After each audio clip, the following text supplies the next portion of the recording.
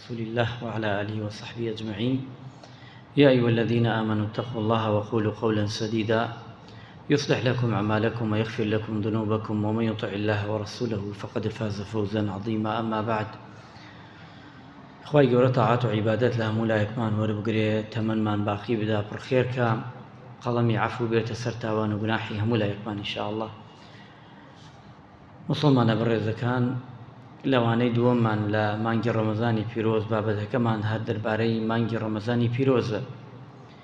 خواهی گەورە جەلە جەلالەوە دەچینە خزمەتی ئاەتێک دەربارەی مانگی ڕەمەزانی پیرۆز، پاشانش بزان ئەم ئاەتە باس لە گەورەی ئەم مانگە ئەکا، پاشانش چیمان گەورەی لەکوێدا ئەیدۆزینەوە. خواهی پەروەردگار دەفەرمێ: أعوذ بالله من الشيطان الرجيم شهر رمضان الذي أنزل فيه القرآن هدى للناس وبينات من الهدى والفرقان فمن شهد منكم الشهر فليصم ومن كان مريضا أو على سفر فعدة من أيام الأخر. پەروەردگار باسی گەورەی مانگی ڕەمەزانی پیرۆزمانەکە. ئەم مانگە قورئانی تیابە دابەزیوە، معلومی جەنابە، هەموومان دەزانی مانگی ڕەمەزان مانگی قورئانە و قورئان دابەزیوە. ئیمامی ئەحمەد ڕەزا و ڕەحمەتی خۆی لێبێ فەرمێت لەم مانگەدا صحفی ئیبراهیم و تەورات و ئەنجیل دابەزیوە، یعنی ئەم سێ کتابەی ترش هەر لەم مانگا دابەزیوە. و ئەفەرمێ عیسا عەلەیهی سەلام هەر لەم مانگەدا بەرز کراوەتەوە بۆ ئاسمان، لە مانگی ڕەمەزانی پیرۆزدا بووە. پاشان ئەمانە یعنی کەواتە نەک قورئان، کتابی قورئان بەس، کتابەکانی تر تەنانەت فەضلی پێغەمبەرانش هەر لەم مانگا بووە.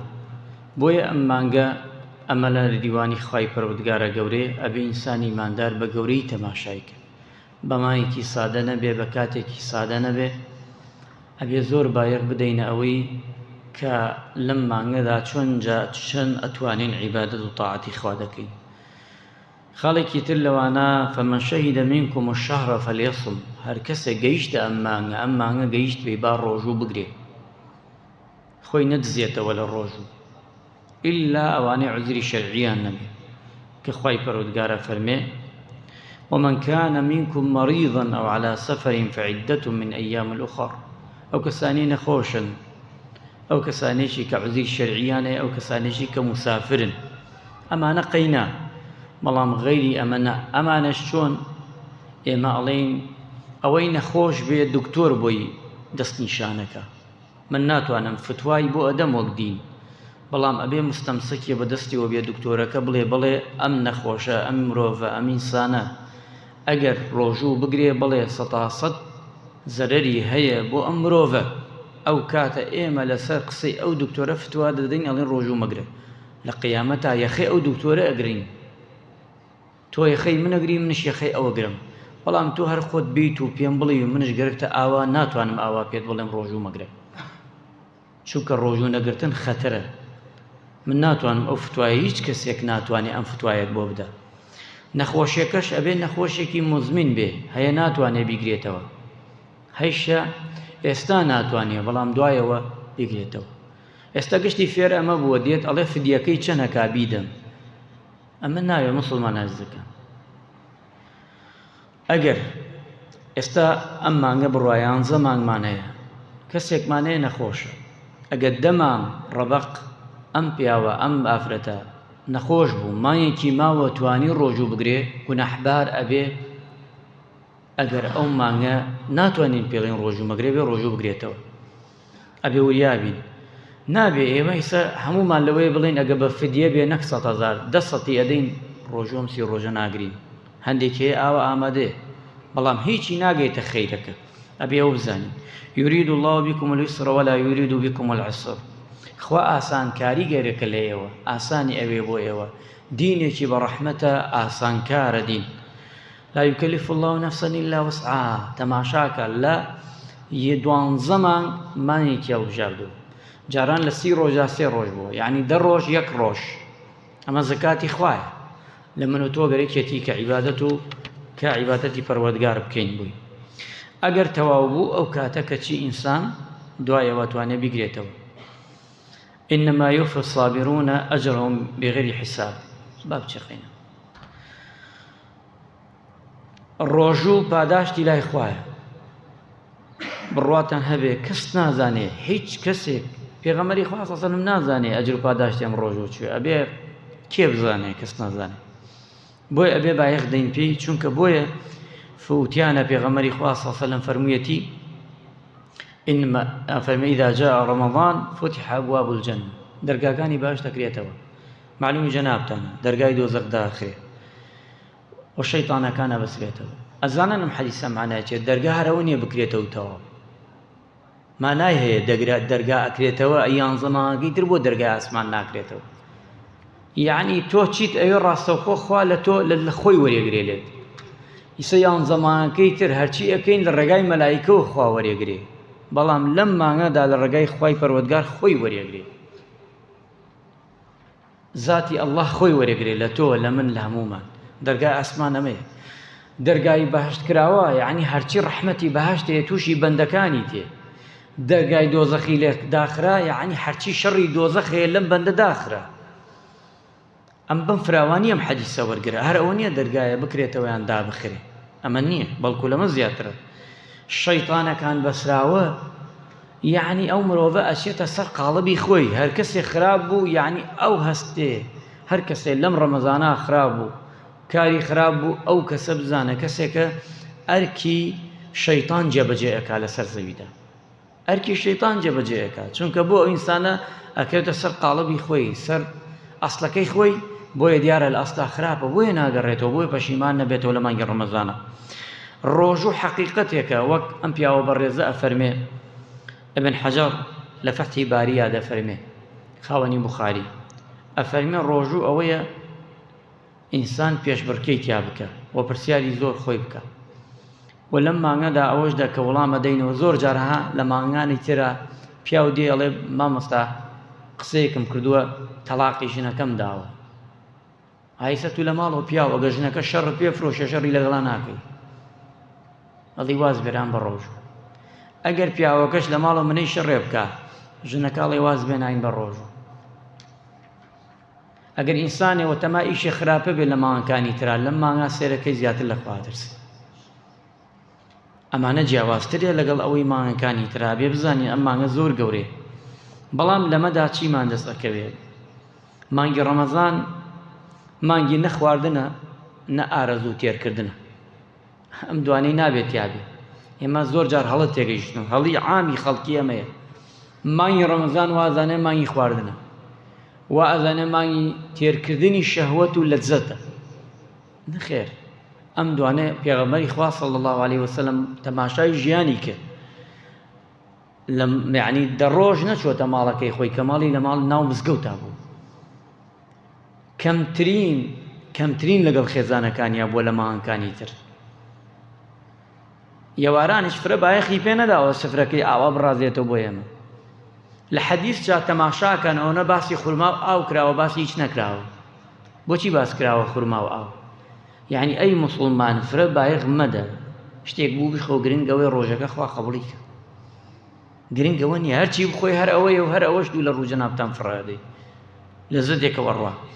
دووەمیان ئەوەیە مانگی ڕەمەزان مانگی گرانکردنی بازاڕ نییە بەداخەوە. مانگی ڕەمەزان مانگی سەخاوەتە، مانگی یارمەتیە، مانگی یارمەتی هەژار و لێ قەوما و نەدارە، نەک ئێمە ئیستغلالی کەین بۆی شت گران کەین. بەداخەوە ئەمە سێرکەیە بینی. مانگی ڕەمەزان مانگی ستەم نییە، زوڵم نییە لە دەسەڵاتدارێکەوە تا خوارەوە هەمووی. ئەبێ لە مانگەکانی ترا ستەمی کردووە، لە ڕەمەزانە هەوڵدا ئەو ستەمە نەکا. مانگی ڕەمەزان مانگی فلیم و دۆبلاج و بە دیار تەلەڤیزیۆنەوە نییە. مانگی ئەوەیە دانیشی لە مەحاضەرا و لە وتارە و نوێژ بکەی و قورئان و حەلەقەی زکر و ئەمانە ئیمانت بەرزەکە. ئێستا دێ موسڵمانەیە لە مانگی ڕەمەزانشە هەر تێ دوور کات نوێژەکە وەڕوا وەک ڕۆژەکانی تر. ئەوە چی گۆڕانکاریەیە لە ژیانە؟ چی گۆڕانکاریە؟ گەرەکتە بەو دوور کاتە نوێژە، گەرەکتە بەو دوور کاتە نوێژە باشتە دەستکەوێ. ئەبێ ئێمە هیلاک بین موسڵمانەکە، ئەی شەو کەمێ نەیەسی نەپاوە و هەتا بەیانی شەو نوێژی نەکەین و ڕۆژ کەمێ تینیمان نەبێ و ئەزیەت نەخۆین و جارجار لە پێناوی قسەی حەقە عەزیەتمان نەدەن و ئەیگەرەکتە بەهەشت هەروە بە هەوانتە دەستکەوێتەوە ناکەوێت. هەر کەسێ زۆر هیلاک بوو دەرەجەی بەرزە لە قیامەتە، هەر کەسێ کەم هیلاک بوو بە ئەندازەی خۆیەتی. ئێستا جەنابتان دانیشتوون خەڵک هاتووە چارێکێ لە مزگەوت بووە نوێژی کردو و ڕۆیشتووە، وایە نوێژەکەی کرد و ڕۆی لە تەرازووی خوا نووسرا ئەم پیاوە لە سەعات ئەوە نەهاتووە بۆ ئەوە نەهات مزگەوت و ڕۆیشت چارێکێک. بەڵام کە جەنابت دانیشتی لە ماڵ خوایە بۆچی دانیشتووی؟ گوێگری لە فەرمایشتی خوا و پێغەمبەری خوا صلی الله علیه و سلم، یان عیبادەتەکەی یان زکرەکەی یان قورئانە خوێنی، هەتا های لە مزگەوتە هەمووی بە عیبادەت بۆ دەنووسری، هەتا دانیشتووی. ئەگەر هیچش نەڵێی هەر دانیشی بۆ خۆت ئاوا فکرکەیتەوە ئەوش عیبادەتە. ئەبێمە تەماحمان بێت، طموحمان زیاد بێ بۆ عیبادەت و شتەکانمان زیاتر وەرگرین. کۆتایی دێنین بەم حەدیسە. پێغەمبەری خوا صلی الله علیه و سلم چوە سەر مینبەر، جبریل هات سێ دوعای کرد پێغەمبەرێکێکی لەوانە ئێمە وەردەگرین بابەتی ئێمەیە، هەرسێکی ئامینی کرد. سەحابە وتیانەی پێغەمبەری خوا ئامینت لە چی کرد؟ وتی جبریل هات سێ دوعای کرد لە سێ کەس سێ تاقم، منش ئامینم کرد بۆی. یەکێ لەوانە ئەوش ئەوە بوو پێغەمبەری خوا صلی الله علیه و سلم فەرمووی دوعای کرد لەو کەسانە کە ئەگەنە مانگ ڕەمەزان تێپەڕە بێ ناتوانن خوا لە خۆیان ڕازی بکەن. منش دوعام کرد فەرمووم ئامین ئامین ئامین، یعنی نەکبەتی و قوربەسەری بۆ ئەو کەسەی کە ڕەمەزان تێ و ناتوانێت خوا ڕازی کە لە خۆ کوێی ئەگری خەیرێ. ئەبێ وریابین لە ڕەمەزانە زۆر بایەخ دەین بە جانبی عیبادەت و ڕوحی ئیمانی هەمووی لەدەست نەدەین، پەلە نەکەین، هە پەلە پەلە پەلە پەلە پەلە نابێ، ئەخە نابێ هەر پەلە پەلە پەلە پەلە. ئیستا کاکە ئێمە تەماشاکە هەموو ژیانمان ئاساییە، ئەچین بۆ بازار شتەکڕین، ئەچین بۆ کۆبوونەوەکان لە دایرە دەوامەکەین، ئەچین بۆ حەفلا و هەموو شتێکان زۆر تەبیعیە. شتێک هەیە قەدەغە ناوی بێن نییە. تێتە مزگەوتەکە ئەڵی کۆرۆنا لە بن ملی منا دانیشتووە، مامۆستا پەلەکە مامۆستا فریاکە بە قوربان توو شتێک فریا چی ئەمە؟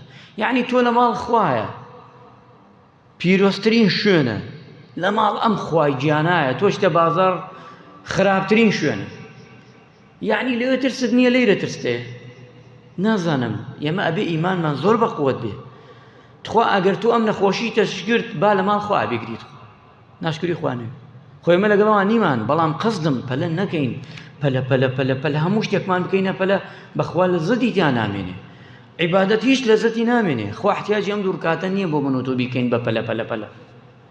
ئەبێ کەمێ ئیمان، کەمێ نوێژ ئەکەین، کەمێ خشوعی لێ وەرگرین، ڕۆژوو ئەگرین کەمێ لەزەتی لێ وەرگرین، فتاری وارەکەین کەمێ لەزەتی هەبێ، پارشەوی بەیانیەکەین کەمێ لەزەتی هەبێ، هاین بە یەک و کەمێ لەزەتی لێ وەرگرین. ئەگەر وانە بێتر عیبادەت چی تامیە؟ تامی لەکوێیە؟ ئایسا ئێمە لەزەتی ڕوحی عیبادەتمان نەماوە، ئەیکەین بەس لەزەتی لێ وەرناگرین. بۆ هەروە وەک عادەتێک فێر بووینێتەوە. نە شەوان هەوڵدەن شەوان ئەم ماوە مەخەون، ڕازی مەبوو بەوە شڕکاتەی تەشبیه نەبێ بۆ تێگەیشتن ئەڵێم هەشت ڕکاتی مردارە بوو بە چارێکی دێنە زەویەوە بڕۆ خوا حافیز. کورەکاک ئەوە سونەت پێغەمبەر نییە بەخوا. لە حەدیث هاتووە ئەڵێ بەیانیانێ پێغەمبەری خوا شەو نوێژی کرد لەو سێ شەوە، ئێژە بە پەلە چوویمان و بە پەلە گەیمانە ماڵ ئەو نەفریاکەوتین کەش پارشێو بکەین، هەتا بەیانی پێغەمبەری خوا نوێژی کردەوە بووی. ئەی تۆ لە ماڵا بۆ خۆت بۆین بین بۆ دوو ڕکات نوێژ ناکەی؟ ئێ بۆ لە مزگەوتا قفلەکەی بە هەشت ڕکاتی پەلە و ڕاکردن بۆ ماڵ و شەو هەتا بەیانی بە خەوتن. ئەی بابە 2 ساعاتی بخەوە، دووشی بکە زکر، هەشتی تر بکە. کاکە تو لە ئیمامی عومەر زیاتری بیکە 21 کاکە، تۆ ئیمامی مەدینە زیاتری 36 کردووە، تۆ لە ئیمامەکانی تر زیاتری ئیمامی ئەحمەد 300 ڕکاتی کردووە. کورم پیاوە بەڕێزانە شەو هەتا بەیانی عیبادەتیان کردووە. بەخۆڵۆع بیکە، قورئانەکەت بگرە دەستۆ لە ماڵە، کەس ناتبینیە بۆ خوا، جار جار ئایەتێ بخوێنە بگری بۆ خوا، جار جار دەست بەرزکەرەوە لە ماڵا دوعا بکە، هەرچی کەی لەگەڵ خوا سڵح بکە بۆ خۆت. با لەزەتدا ئیمان، یان ئەمە لەزەتە بڕواتان هەبێ. لە ماڵەوە عیبادەتە من گەیمەتە قەنەعاتێ لە ئێستادا، ئەو عیبادەتەی لە ماڵەوە بیکەی خاڵیسەن مخلیسەن بۆ خوا سڵحا و بەتەنیا دانیشی لەزەتی مزگەوتی زیاتر هەیە. حەزێکی بڕۆن تەجروبەی کە بزان وایان بەڵام ئەمە خەیرەکەی زۆرترە لەوەی ماڵ خی گەور ڕحمە مەلایەتمان بکە عاقبەت خێرمان بکە عیبادەتمان لێ خۆ وەرگرێ ڕۆژوو ڕۆژان و شەو نوێژی شەوان و تەڕاویحمان خی گەورە دڵمان پاکەتەوە لە هەموو گوناح و تاوانێک وصلی الله علی محمد وعلى آله وصحبه أجمعين